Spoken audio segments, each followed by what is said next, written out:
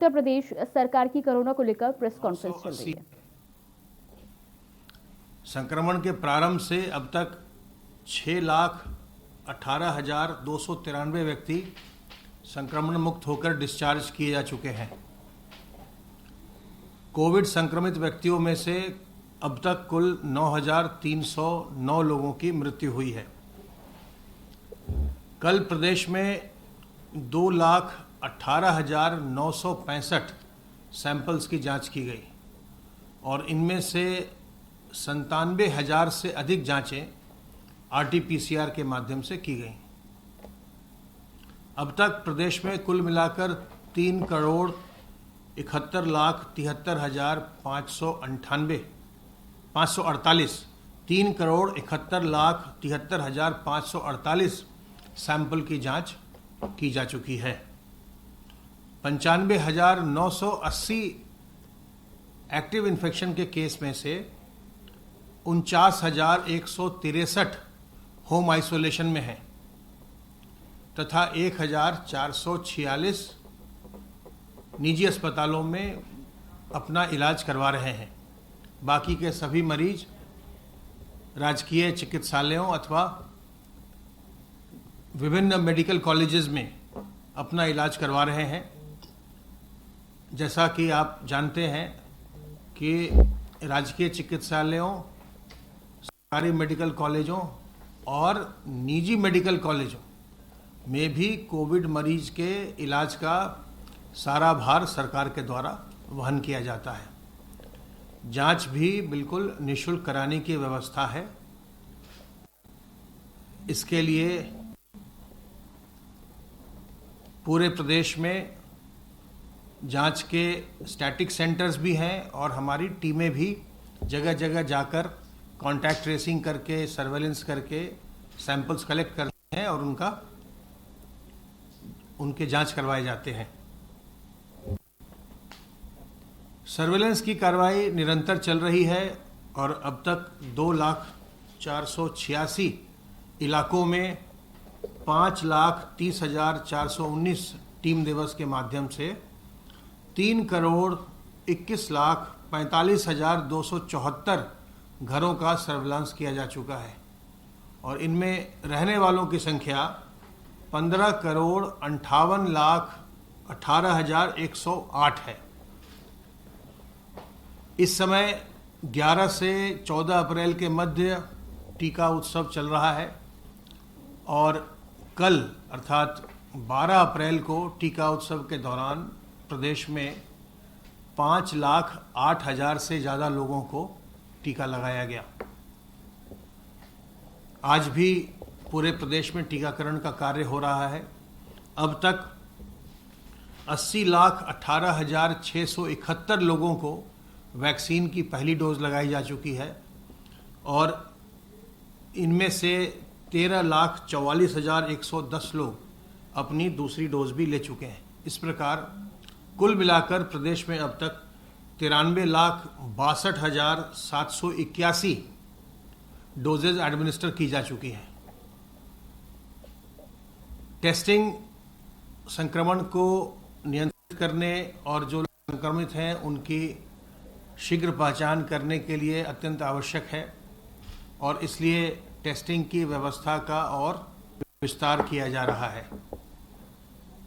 प्रदेश में हमारे पास ट्रूनेट की मशीनें उपलब्ध हैं, उनमें से जिससे हम पहले कोविड की जांचें करते थे और बाद में हमने उन्हें अन्य जांचों के लिए लगा दिया था। लेकिन फिर से कल से लगभग 300 ट्रूनेट मशीन जनपदों में कोविड की जांच के लिए पुनः उपलब्ध करा दी गई हैं। इसके अलावे प्रदेश में 12 नए RT-PCR के लैब की स्थापना करवाने का निर्णय हुआ है। स्वास्थ्य विभाग के द्वारा इन्हें विभिन्न जनपदों में जिला अस्पताल अथवा अन्य किसी बड़े अस्पताल में स्थापित करवाया जाएगा। ये जनपद हैं अमेठी, औरैया, बिजनौर, कुशीनगर, देवरिया, मऊ, सिद्धार्थनगर, सोनभद्र, बुलंदशहर, सीतापुर, महोबा और कासगंज, इन सबों में आरटीपीसीआर की नई प्रयोगशालाएं स्थापित करने के लिए जो विभिन्न इनके कार्य होते हैं, इसमें करने पड़ते हैं, उसको आज से प्रारंभ करवा दिया गया है। जैसे ही ये प्रयोगशालाएं बन जाएंगी तो हमारे आरटीपीसीआर की टेस्ट की क्षमता में और विस्तार हो जाएगा। संक्रमण इस समय तेज है और कई बड़े महानगरों में काफ़ी लोग संक्रमित मिल रहे हैं। लखनऊ, प्रयागराज, वाराणसी, कानपुर नगर, इनमें काफ़ी लोग संक्रमित मिल रहे हैं। ऐसे में हमारा ये कर्तव्य हो जाता है कि हम संक्रमण की श्रृंखला को तोड़ने में अपना योगदान दें और इसके लिए आवश्यक है कि हम सावधान सतर्क रहकर जो तरीके हैं इस संक्रमण से बचने के लिए उनका हम प्रयोग करें, उन्हें हम उपयोग में लाएं।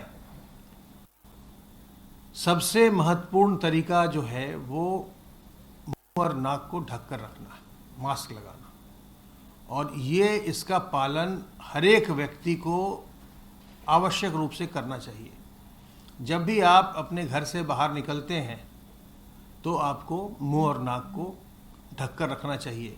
मास्क लगाइए, यदि मास्क उपलब्ध नहीं है आपके पास तो अपने रुमाल से या गमछे से, दुपट्टे से अपने मुंह और नाक को अच्छी तरह से ढकिए, जिससे कि आपके मुंह और नाक के रास्ते विषाणु शरीर में प्रवेश न करने पाए।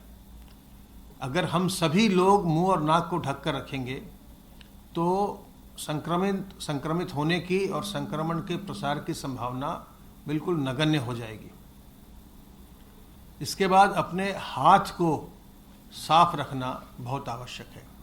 अपने हाथ को हम साबुन पानी से बार बार साफ करते रहें या हम सैनिटाइज़र से उसे हम साफ करें जब भी हम अनजानी सतहों को छूते हैं उसके बाद, क्योंकि सतहों से ही हमारे हाथ पर विषाणु आता है और फिर हमारे शरीर में जाता है। तो हाथ को साफ रखिए, साबुन पानी से साफ करते रहिए, मुंह और नाक को ढककर रखिए और लोगों से दूरी बनाइए, 2 गज की दूरी और मास्क है जरूरी। अगर आप लोगों के नज़दीक नहीं जाएंगे तो उनके मुंह और नाक से निकलने वाले विषाणु आप तक नहीं पहुंच पाएंगे। इसके अलावा कुछ ऐसे कार्य करिए, कुछ खान पान में, आचार व्यवहार में ऐसा परिवर्तन लाइए जिससे आपकी शरीर की प्रतिरोधक क्षमता का विकास हो। अगर आप कभी किसी कारणवश संक्रमित हो भी गए तो आपका शरीर उस संक्रमण से सफलतापूर्वक लड़ सके, इसके लिए आवश्यक है कि आप अपने शरीर की प्रतिरोधक क्षमता का विकास करें। और ऐसे समय में तुलसी दल, अदरक, काली मिर्च का काढ़ा पीना, अजवाइन का अर्क पीना, नीम की पत्तियों का सेवन करना, गिलोय का रस पीना, गर्म पानी का सेवन करना, गर्म पानी में नमक डालकर गरारा करना, ये सब कुछ आसान तरीके हैं जिनका आपको लाभ मिलेगा। और जब भी कभी लक्षण जैसे कुछ दिखाई पड़े या सामान्य तौर पर भी अगर आप भाप लेते हैं, स्टीम इन्हेलेशन करते हैं, तो उसका भी आपको लाभ मिलेगा। इसके अलावे व्यायाम कीजिए, प्राणायाम कीजिए, योगाभ्यास करिए, जिससे आपके इन चीज़ों से आपके जो श्वसन तंत्र है वो मजबूत होता है। तो इन सब को करेंगे, अपने आचार व्यवहार में ये परिवर्तन लाएंगे तो आपके शरीर की प्रतिरोधक क्षमता बढ़ेगी। और किसी प्रकार के लक्षण आ जाएं तो संकोच मत करिए, तत्काल अपनी जांच करवाइए। किसी प्रकार की दुविधा हो तो तत्काल हमारे हेल्पलाइन नंबर 1800 180 51 45 पर फ़ोन कीजिए। सावधान रहिए, सतर्क रहिए। इस समय संक्रमण का प्रसार हो रहा है तो अपने घर के बड़े बुजुर्गों को, गर्भवती महिलाओं को, छोटे बच्चों को, पहले से बीमार व्यक्तियों को संक्रमण से बचाइए। स्वस्थ रहिए, संक्रमण मुक्त रहिए और प्रसन्न रहिए।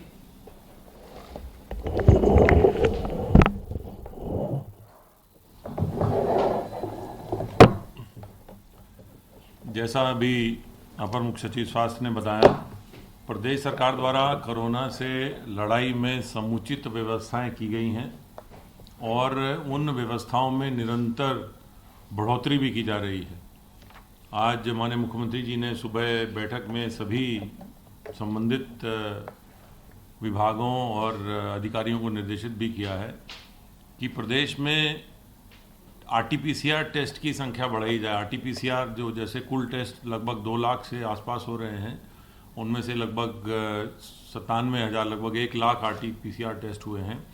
तो इसकी क्षमता को बढ़ाकर 1.5 लाख आरटीपीसीआर टेस्ट प्रतिदिन करने के उन्होंने निर्देश दिए और इस पर तेज़ी से काम भी चल रहा है। भारत सरकार की कई लैब हैं, उनका भी पूरी क्षमता के साथ उपयोग करने का उन्होंने निर्देश दिया है। साथ ही साथ बेड्स की संख्या, विशेषकर 4 ऐसे जनपदों में जहां से संख्या मरीजों की बढ़ रही है, कानपुर, वाराणसी, प्रयागराज और लखनऊ, अतिरिक्त बेड की संख्या उन्होंने बढ़ाने के भी निर्देश दिए और बेड की संख्या बढ़नी शुरू हो गई है। निजी प्राइवेट मेडिकल कॉलेजेस को भी सरकार द्वारा कोविड अस्पताल डिक्लेयर करने की प्रक्रिया प्रारंभ कर दी गई है, ताकि प्रदेश इन पूरे जनपदों में और अन्य जनपदों में भी बेड की संख्या निरंतर बढ़ाई जाए, ताकि कभी भी किसी मरीज को किसी प्रकार की समस्या ना आए। इसके साथ साथ जो सर्विलांस की कार्रवाई चल रही है, सैनिटाइजेशन की कार्रवाई चल रही है, पूरे प्रदेश में ग्रामीण क्षेत्रों में और नगरीय क्षेत्रों में वृहद स्तर पर सैनिटाइजेशन का कार्य कराया जा रहा है, जिसमें कि नगर विकास विभाग, ग्राम्य विकास विभाग, फायर ब्रिगेड, ये सभी मिलकर ये सुनिश्चित कर रहे हैं कि नगरीय मोहल्लों में और गांवों में सैनिटाइजेशन का कार्य तेज़ी से चलता रहे और इस प्रकार के कहीं विषाणु पाए भी जाते हैं ताकि वो साथ ही साथ उसमें नष्ट होते रहें।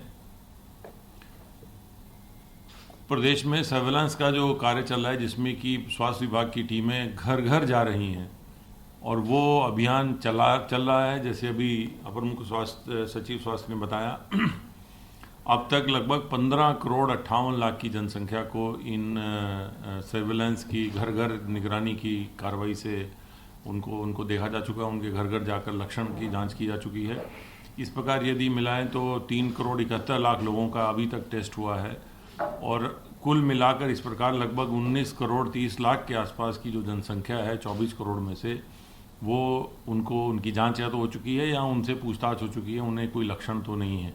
ये जो प्रक्रिया है देश में एक प्रक्रिया उत्तर प्रदेश सरकार द्वारा की जा रही है, ताकि घर घर जाकर ये संक्रमण से अगर कोई इस प्रकार के पीड़ित हैं तो उसको समय से चिकित्सीय सुविधाएं पहुंचाई जा सके, समय से पहचान हो सके, क्योंकि इस जो संक्रमण है इसकी सबसे जो अचूक दवा है वो यही है कि समय पर पहचान हो जाए और समय पर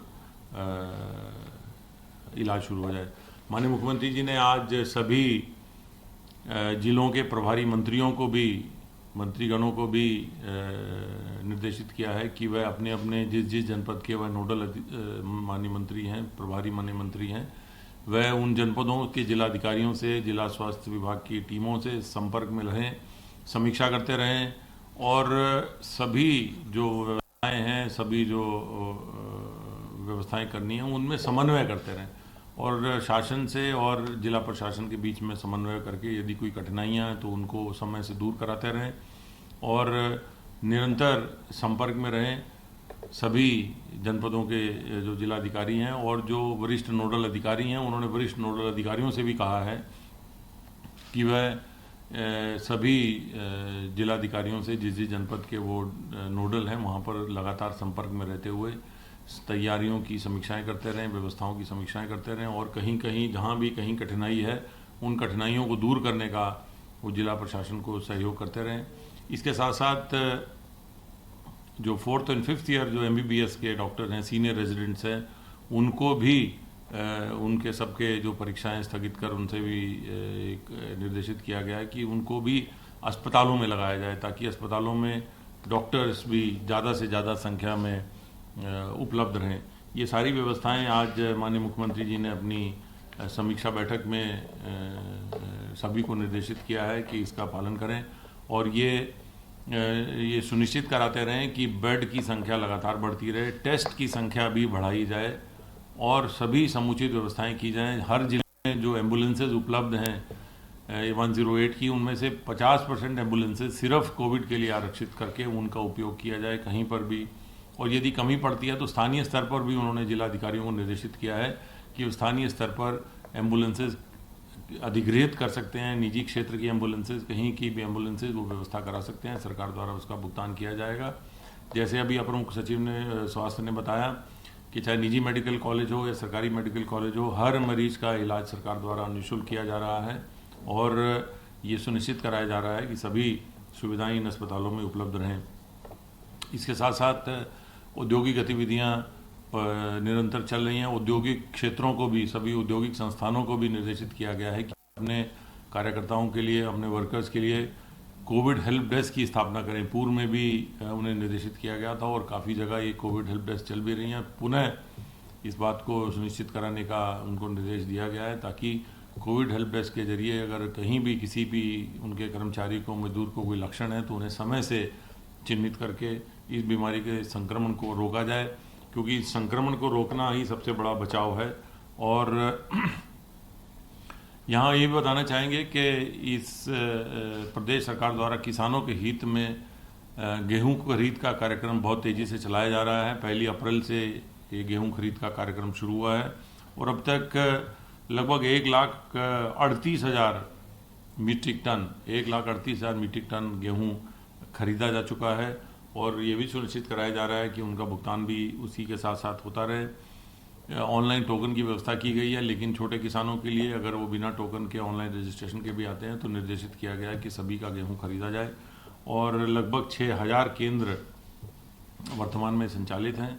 माननीय मुख्यमंत्री जी ने सभी जिलाधिकारियों को, सभी मंडलायुक्तों को और खाद्य विभाग के अधिकारियों को निर्देशित किया है कि समय समय पर इन क्रय केंद्रों का निरीक्षण करते रहें, किसी प्रकार की किसानों को किसी प्रकार की कठिनाई ना आने दें और ये भुगतान जो है वो सीधे उनके खाते में भेजा जाए। और ये प्रक्रिया गेहूं क्रय की 15 जून तक ये चलती रहेगी। हर किसान का गेहूं जो भी क्रय केंद्र पर उपलब्ध होगा और इस बार विशेष रूप से किसान उत्पादन संगठन FPOs के माध्यम से लगभग 150 केंद्र खोलने का निर्णय लिया गया है, जिसमें कि किसान स्वयं ही ये खरीद में शामिल हो रहे हैं।